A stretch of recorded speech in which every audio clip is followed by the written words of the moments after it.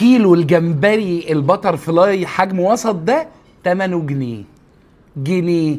لو اخدت الصينيه دي ثمنها 1450 جنيه تقريبا، تكفي نقول 6-7 افراد.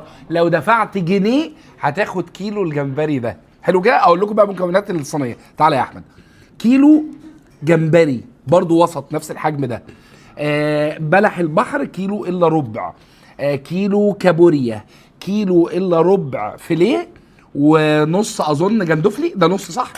والرز طبعا سي فود، يعني كل ده اللي تحت ده رز سي فود، وده 8 جنيه. لو خدت بس انا هعمل مخاطره، بس يا رب بقى. بص تعالى يا احمد، ده كده كيلو جمبري.